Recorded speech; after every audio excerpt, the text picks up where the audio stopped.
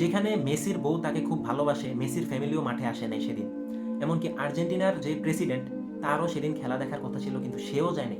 এমনকি আর্জেন্টিনার যত ফর্মাল প্লেয়ারগুলো ছিল, যেমন এঞ্জেল ডিমারিয়া, সার্জিও অ্যাগুয়েরো, তারপর হচ্ছে অ্যাথলেটিকো মাদ্রিদের কোচ যে সিমিওনে, আপনারা একটা জিনিস খেয়াল করছেন কি জানেন, এরা কিন্তু প্রত্যেক খেলা যাইতো একমাত্র ডিমারিয়া বাদে, কিন্তু ফাইনালের দিন তারা কেউই যায়নি।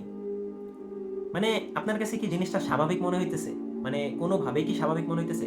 আর্জেন্টিনার মতো একটা দল ফাইনালে উঠছে, হাওয়া বাতাসে উঠে নাই, খেলে খেলে উঠছে, ঠিক আছে, কামব্যাক দিয়ে উঠছে, তারা ফাইনালে 120 মিনিটে একটা শট অন টার্গেটও নিতে পারেনি। এটা কি মানে জোকস? এটা কি বললাম আর হয়ে গেল? রহস্য কি মানে আপনার কাছে এতটাই সহজ মনে হইতেছে? এতটাই সহজ? শোনেন, বেশি না, বিশ্বকাপ তো হয়েছে কবে, 20 তারিখে শেষ হয়েছে, আর 3-4টা দিন যাক। সত্য কখনো ঢাকা থাকে না। আমি যেটা গেস করতেছি, আই হোপ সেটাই হবে। সত্য কখনো ঢাকা থাকে না। তারপর আরেকটা কথা, এনজো ফার্নান্দেসের রেড কার্ড পাওয়ার পরও তার মুখে কোনো রিয়েকশন ছিল না, যেই রিয়েকশনটা তাদের করা উচিত ছিল। ফাইনালের মতো একটা মঞ্চে একটা রেড কার্ড পাওয়া কিন্তু মানে যেমন তেমন কথা না, কিন্তু তাদের মুখে কোনো রকম কোনো রিয়েকশন ছিল না। এখন ফাইনাল ম্যাচের আড়ালে কি ছিল এটা যদি আমি বলতে চাই, তাহলে ব্রাজিল ফ্যানদের হার্ট কেঁপে উঠবে, তারা কোনোভাবে এগুলো মানতে পারবে না, তাদের অনেক কথা থাকবে। এখন আমার কথা ভাই, আমার এই ভিডিওর কমেন্ট বক্সে আইসা চিল্লাচিল্লি করে কোনো লাভ নেই। আমি তো বলেই রাখছি যে 7-8টা দিন যাক, তারপর সব কিছু প্রমাণ হবে, কি হয়েছিল ফাইনাল ম্যাচের আড়ালে কি ছিল, সব কিছু আস্তে আস্তে বের হবে, কারণ সত্য কখনো ঢাকা থাকে না। যেখানে রদ্রির 0 অ্যাসিস্ট 0 গোল, মেসির 4টা অ্যাসিস্ট 8টা গোল, সেখানে রদ্রি ব্যালন্ডিওর পায় শুধুমাত্র তার অ্যাকুরেট পাসের জন্য।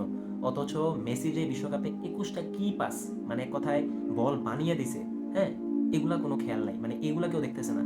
হ্যাঁ, রদ্রিরে না দিয়ে যদি এমবাপ্পেকে দিত তাও আমি মানতাম যে সেও ডিজার্ভ করে, বাট রদ্রি একটা টিমকে ফাইনাল পর্যন্ত উঠায় জিতেইছে, 0 অ্যাসিস্ট 0 গোল, শুধুমাত্র পাস অ্যাকুরেসি ভালো থাকার জন্য। এইটা গোল্ডেন বলের হিসাবে পড়ে না। এইটা আসলে, এটা আপনি গত লাস্ট যত বিশ্বকাপে যারা গোল্ডেন বল পাইছে, এমন কেউ ছিল না যে জিরো, সবকিছু 0-0 হয়ে তারা গোল্ডেন বল পাইছে। হ্যাঁ, এখন একদল এসে আমাকে বলবে থমাস মুলার আর মেসির সমীকরণটা মিলাইও। ওরে, থমাস মুলার আর মেসি সমীকরণ তো আর 0-0 ছিল না, আকাশ একটু একটু খালি 19-20 ডিফারেন্স ছিল, ঠিক আছে, এটা কিন্তু 19-20 ডিফারেন্স না। এখন আইসা আমাকে বলবে যে 2024 সালের ব্যালন ডিওর কেন রদ্রি পায়। 2024 সালে রদ্রির ন্যাশনাল পারফরমেন্স দেখো আর ভিনির ন্যাশনাল পারফরমেন্স দেখো, দুইটার ন্যাশনাল পারফরমেন্স দেখে আইসা তারপর এই কথাটা নিজের মাথায় নিও যে কেন রদ্রিকে ব্যালন ডিওরটা দেওয়া হয়েছে।